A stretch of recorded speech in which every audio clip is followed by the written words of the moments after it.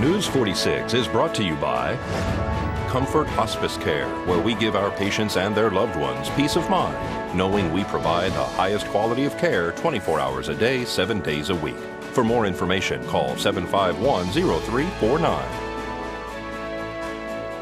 News is also brought to you by Bees Embroidery and Garment Printing, specializing in custom and personalized decoration of gifts, garments, and more. Call 775-727-9444. News is also brought to you by Inspiration Senior Living, where we provide affordable elegance to Pahrump area seniors. Give us a call at 751-2300 and make an appointment to tour our community.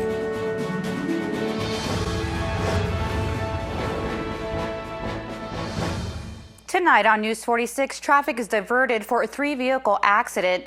HealthLink navigators are coming to Pahrump, and Assistant Sheriff Rick Marshall talks about his campaign. News 46 starts now. You're watching KPVM News 46 with Monique Mitchell. Local coverage from Deanna O'Donnell.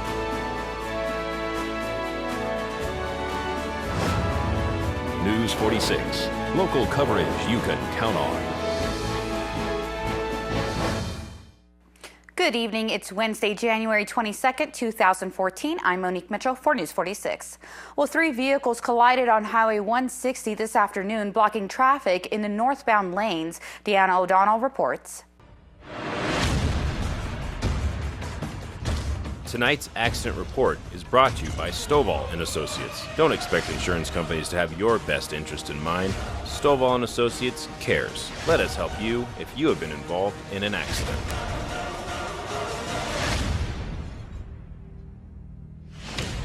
A 3-vehicle accident occurred this afternoon on Highway 160 right in front of Goldtown near 372. Nevada Highway Patrol, Pahrump Valley Fire and Rescue, and Nye County Sheriff's deputies all arrived on scene to find all vehicles in the roadway with major damage. Amazingly enough, no one reported any injury as a result of this accident on scene. One person inside the red sedan told News 46 that, in fact, the white pickup truck ran into the back of them, and they, in turn, ran into the white sedan in front of their vehicle. Traffic was blocked by Nevada Highway Patrol Trooper Ray Hubbs conducted the accident investigation. This is Deanna O'Donnell for News 46. Well, there was a reported slight decrease in the number of traffic-related deaths on Nevada's roadways from 2012 to 2013.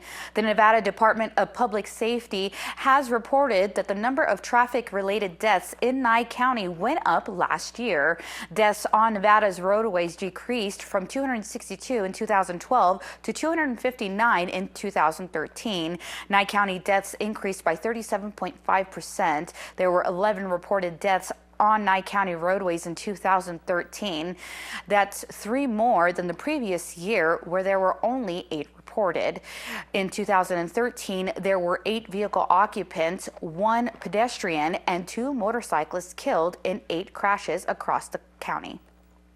Well, Assistant Nye County Sheriff Richard Marshall is holding a meet and greet soon for his campaign for sheriff. I've got 32 years of experience in law enforcement, with 27 here in Nye County. I've worked everywhere from a deputy in the jail to a street deputy to sergeant, supervisor, all the way up to assistant sheriff, which is 1 step below the sheriff.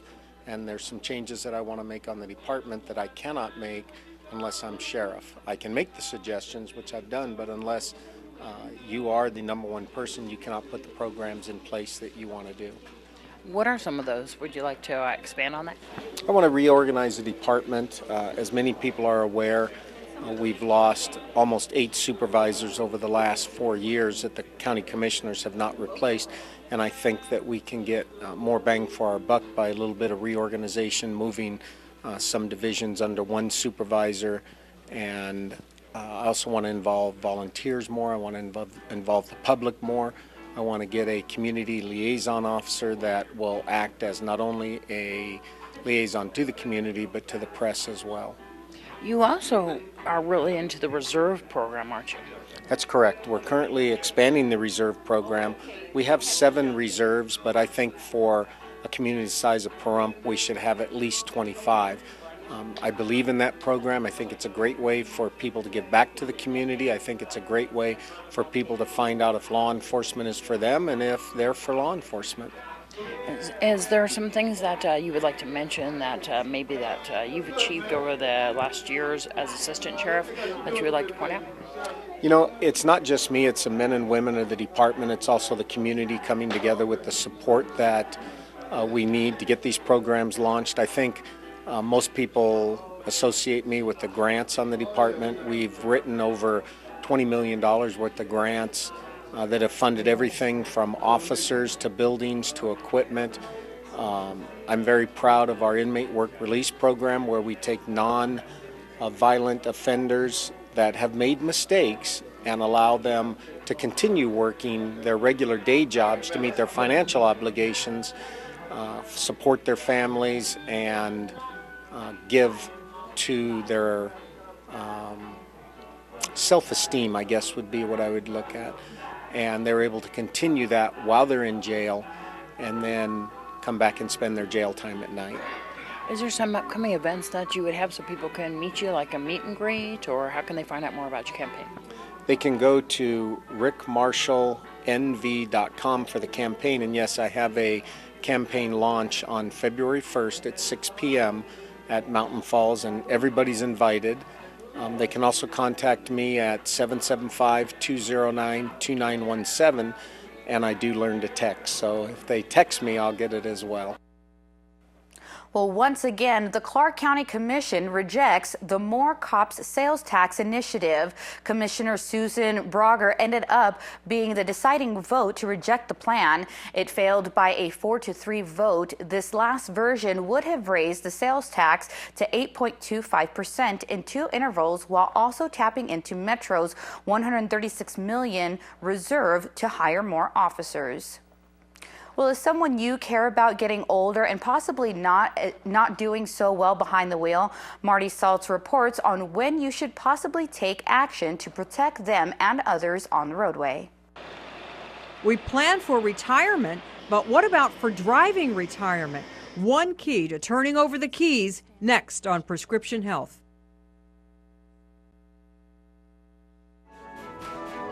This portion of the news is brought to you by Albertsons. You're in for something fresh.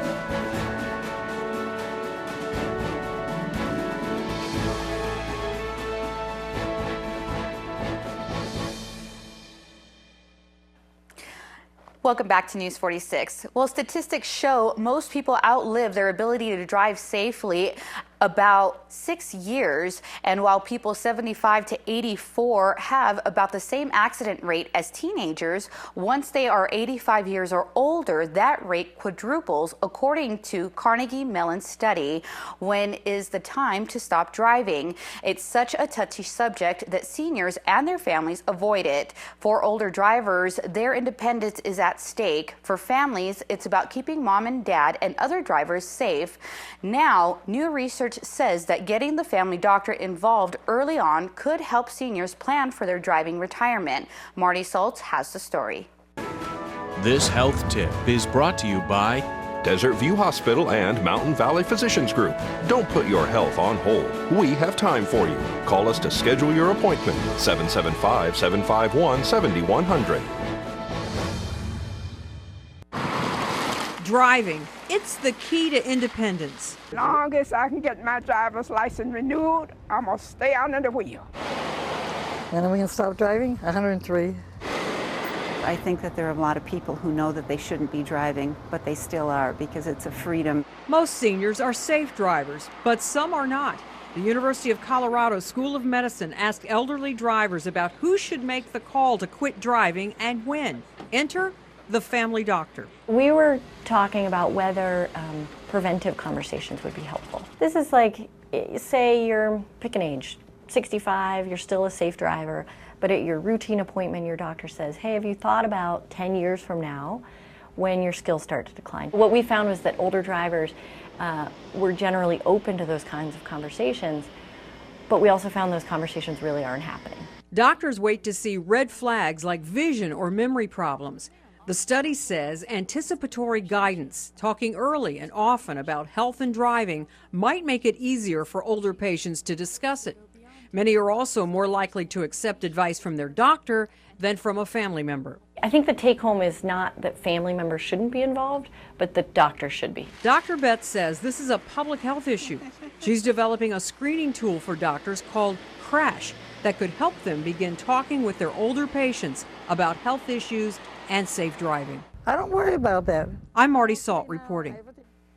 Well, according to the CDC, there are 33 million drivers aged 65 and older in the U.S., and by 2030, federal estates show that there will be about 57 million, making up about a quarter of all licensed drivers.